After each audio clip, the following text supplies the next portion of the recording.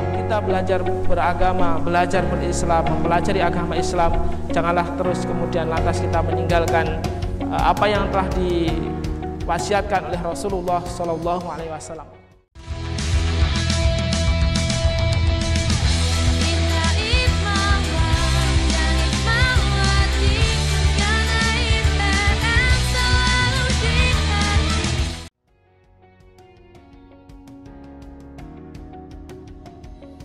Assalamualaikum warahmatullahi wabarakatuh. Alhamdulillahirabbil alamin. Assalatu wassalamu ala asrofil anbiya'i wal mursalin wa ala alihi wa ashabihi ajma'in. Amma ba'du. Rekan-rekan Ibmawat-Ibmawati, calon anggota Ikatan Pelajar Muhammadiyah Ponorogo yang kami banggakan. Pertama dan yang paling utama, marilah kita bersyukur kehadirat Allah Subhanahu wa taala atas nikmat dan karunia yang telah dianugerahkan Allah Subhanahu wa taala pada kita. Sehingga pada kesempatan hari ini kita bisa belajar bersama, mengkaji bersama sebagai bekal kita untuk kehidupan masa depan. Shalawat dan salam semoga senantiasa tercurahkan kepada junjungan kita baginda Rasul Muhammad Sallallahu Alaihi Wasallam. Beliaulah Nabi akhirul zaman, sebaik-baik teladan dan panutan bagi kita sekalian. Semoga kita diberikan kekuatan untuk selalu istiqomah dalam menjalankan sunnah-sunnahnya sampai kelak di yaumul qiyamah. Rekan-rekanku yang berbahagia, pada kesempatan kali ini kita akan mencoba untuk bersama-sama mengkaji tentang al-Islam.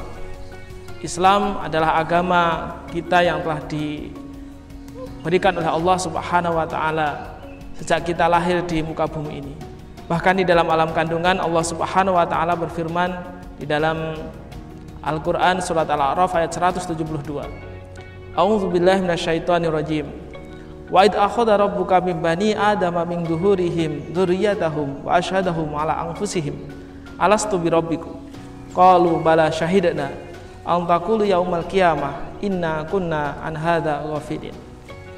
Rekan-rekanku yang berbahagia, kalau kita sebagai seorang muslim ditanya, sebenarnya sejak kapan sih kita ini masuk Islam?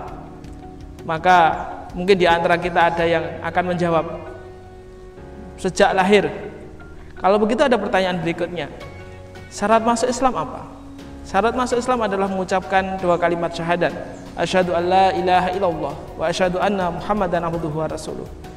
Lalu apakah ketika kita lahir mengucapkan dua kalimat syahadat tersebut sebagai tanda masuk Islam? Tentu tidak. Setiap manusia yang lahir dalam keadaan tidak mampu berbicara, berarti tidak mampu mengucapkan dua kalimat syahadat ketika lahir. Oh, berarti Islamnya kita tidak sejak lahir. Ada yang mengatakan kita pertama kali mengucapkan dua kalimat syahadat ketika kita TK. Usia kita di taman kanak-kanak di Bustanul Atfal misalnya. Pertanyaan berikutnya, ketika di Bustanul Atfal, ketika di TK, ketika kita mengucapkan dua kalimat syahadat, asyhadu alla ilaha illallah wa asyhadu anna muhammadar rasulullah, apakah kita sudah dengan niat untuk masuk Islam? Ataukah kemudian kita hanya sebatas mengikuti atau kemudian menirukan dari apa yang disampaikan oleh guru di TK dan Bustanul Atfal kita? Karena amalan yang kemudian tidak diiringi dengan niat yang benar, maka amalan itu tertolak. Semuanya dihitung dari niatnya. Sebagaimana Rasulullah Sallallahu Alaihi Wasallam bersabda, innamal a'malu binniyat wa innamal likulli imri'in ma nawa. Sesungguhnya setiap perbuatan tergantung daripada niat, dan setiap perbuatan akan mendapatkan balasan sesuai dengan apa yang diniatkannya. Rekan-rekanku, kembali dari ayat Allah Subhanahu wa taala dalam surat Al-A'raf ayat 172 yang saya bacakan di depan menjadikan sebuah jawaban. Sebenarnya sejak kapan kita masuk Islam? Di dalam Al-Qur'an Allah menjelaskan bahwa wa id akhadha rabbuka min bani adama min duhurihim dzurriyyatahum. Dan ketika Allah Subhanahu wa taala mengambil persaksian kepada kita ketika kita masih berupa janin di dalam kandungan orang tua kita. Ingatlah ketika Tuhanmu mengeluarkan keturunan anak-anak Adam, yakni manusia, dari sulbi mereka dan mengambil kesaksian atas mereka. Alastu birabbikum, bukankah aku ini Tuhanmu? Maka semua jiwa dan semua yang masuk ke dalam janin, kemudian mereka menjawab, bala syahidna, benar kami bersyahadat. Maka sejak saat itulah kemudian semua manusia itu yang kemudian lahir di alam dunia sudah dalam keadaan Islam. Hal ini Allah Subhanahu wa taala jelaskan di dalam penutup ayat. Kenapa Allah melakukan pensyahadatan ketika meniupkan ruh ke dalam jiwa manusia, ke dalam janin manusia. Hal tersebut sungguh sebagai bukti bahwa sesungguhnya kami Bani Adam adalah orang-orang yang lengah terhadap keesaan Rabb ini. Semua manusia termasuk orang yang lengah, termasuk orang-orang yang kemudian tidak mampu mengingat ini ketika mereka lahir, tidak mampu mengingat keislaman mereka ketika mereka sudah lahir di dunia. Oleh karena itu Rasulullah SAW menjelaskan, kullu mauludin yuladu ala fitrah. Setiap bayi yang lahir dalam keadaan fitrah. Fitrah artinya adalah suci, sedangkan Islam artinya adalah suci. Maka fitrah yang telah terbawa oleh manusia ketika semua manusia lahir ke dunia adalah Islam. Maka agama Islam yang kita anut sekarang ini adalah agama fitrah yang sudah ada sejak kita di dalam kandungan ibunda kita. Maka marilah kita bersyukur pada Allah Subhanahu wa taala, kita ini terlahir dalam keadaan Islam dan juga hari ini kita terlahir untuk belajar Islam kembali. Rekan-rekanku yang berbahagia, itulah kiranya yang pertama mendasari kita bahwa ketika kita berislam maka haruslah kita fahami dengan ilmu. Islam kita tidak boleh dengan Islam yang asal-asalan, tetapi kemudian kita berislam dengan ilmu sehingga kita mampu mengaplikasikan perintah Allah Subhanahu wa taala di dalam Al-Qur'an, udkhulu fisilmi kafah. Masuklah ke dalam Islam secara menyeluruh. Oleh karena itu, mari kita kaji bersama-sama bagaimana supaya kita menjadi Islam yang bisa menyeluruh dalam kehidupan kita sesuai dengan tuntunan dan syariat agama Islam. Rekan-rekanku yang berbahagia, pertama yang harus kita penuhi adalah rukun Islam, karena rukun itu adalah segala sesuatu yang harus ada di dalam perkara tersebut. Jika salah satu rukun tidak ada, maka tidak telah sempurna perbuatan itu. Maka dikatakan rukun Islam adalah segala sesuatu yang harus ada dalam agama Islam, atau orang yang berislam harus memiliki rukun-rukun ini. Rukun Islam yang kemudian kita fahami ada 5. Yang pertama adalah syahadat, yang kedua adalah sholat, yang ketiga adalah puasa, yang keempat adalah zakat, yang kelima adalah haji bagi yang mampu. Maka mari kita lihat dari rukun yang pertama, syahadat.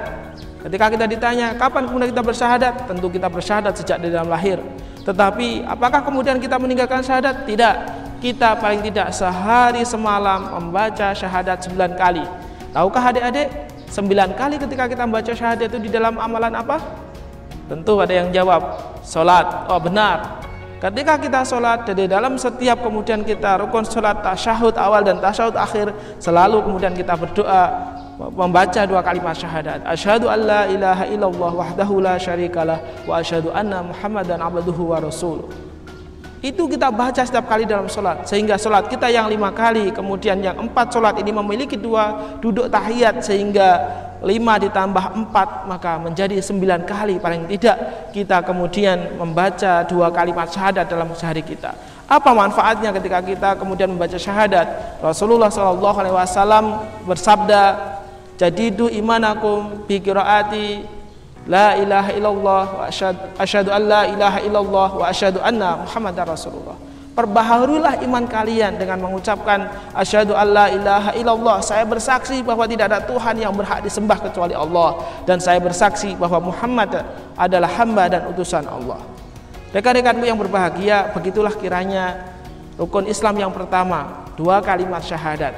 Kalau kita kaji lebih lanjut, maka 2 kalimat syahadat ini memiliki makna. Yang pertama adalah penafian, penolakan. Apa yang ditolak? Kalimat la ilaha illallah itu terdiri dari 2, penolakan dan penisbatan. Yang pertama adalah penolakan, yang kedua adalah penetapan. Apa yang kita tolak? Kita menolak dengan kalimat la ilaha, tidak ada sesembahan yang benar disembah, berarti semuanya tidak ada, illallah. Kemudian kita menetapkan Allah. Maka tidak benar ketika kita menyembah kepada selain Allah Subhanahu wa taala. Itulah kiranya kemudian makna dari kalimat syahadatullah, syahadat Allah, dari kalimat asyhadu alla ilaha illallah, dan ini adalah kalimat yang paling mulia di muka bumi. Rekan-rekanku yang berbahagia, yang kedua adalah sholat. Rukun Islam yang kedua adalah sholat.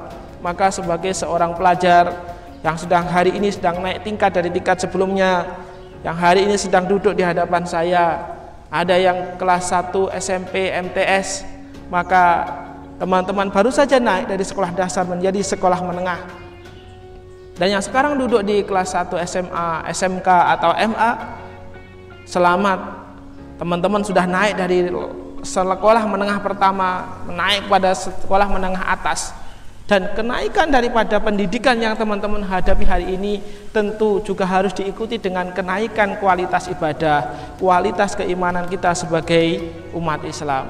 Maka teman-temanku yang berbahagia, pada kesempatan ini tak lupa saya menyampaikan di antara komitmen kita sebagai seorang muslim setelah membaca 2 kalimat syahadat adalah mendirikan sholat. Bahkan bukan hanya mendirikan, menegakkan sholat. Itu adalah komitmen yang harus dibangun oleh pribadi-pribadi kita, lebih khususnya kepada seluruh teman-teman pelajar Muhammadiyah. Mendirikan dan menegakkan sholat adalah sebuah keniscayaan. Oleh karena itu teman-teman jangan sampai kemudian tertinggal sholatnya, kemudian jangan sampai kemudian bolong sholatnya, dan usahakan selalu ke masjid untuk menunaikan sholat berjamaah, karena disitulah terdapat keutamaan di dalam sholat. Ini adalah sebuah ciri dari kepribadian seorang muslim, di mana seorang muslim harus mampu kemudian menegakkan sholat, dan sholat akan menjadi sebuah ukuran, di mana Allah Subhanahu wa Ta'ala kemudian melalui Rasulullah SAW mewajibkan sholat yang 5 waktu kepada setiap muslim. Dan sholat merupakan ukuran dari kualitas dari pribadi seorang muslim, dan sholat juga merupakan amal ibadah yang pertama kali akan dihisab oleh Allah Subhanahu wa Ta'ala kelak di yaumul qiyamah. Teman-teman, rekan-rekanku, imawati yang berbahagia, yang terakhir, mari saya berpesan kepada adik-adik semuanya, dalam kita belajar beragama, belajar berislam, mempelajari agama Islam, janganlah terus kemudian lantas kita meninggalkan apa yang telah diwasiatkan oleh Rasulullah SAW. Dalam sebuah hadisnya Rasulullah SAW bersabda, "Taraktu fikum amrayni ma in tamassaktum bihi ma lan tadilu abada, kitaballah wa sunnati Rasulillah." Kutinggalkan kepada kalian 2 perkara, dan dengan 2 perkara itu kalian tidak akan tersesat selama-lamanya. Pertama kitabullah, yakni Al-Qur'anul Karim, sunnatullah, yakni hadis.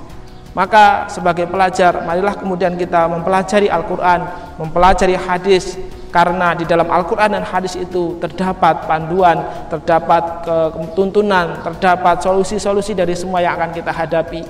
Terlebih bagi teman-teman pelajar yang kemudian ingin sukses, kemudian ingin menggapai mimpi-mimpinya melalui pendidikan ini, maka jangan tinggalkan Al-Quran dan hadis sebagai sumber pengetahuan.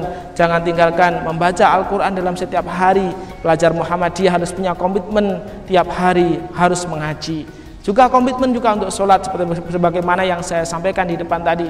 Maka mendirikan dan menegakkan sholat adalah bagian yang tidak terpisahkan dari pelajar Muhammadiyah. Selamat belajar, dan semoga Allah Subhanahu wa Ta'ala meridai apa yang kita kerjakan, diberikan kekuatan kita untuk kemudian belajar dan mempelajari ilmu, juga mengamalkan dan menyebarluaskan ilmu. Aku qouli hada astaghfirullahaladzim. Nasrun minallah, fatkun qarib. Assalamualaikum warahmatullahi wabarakatuh.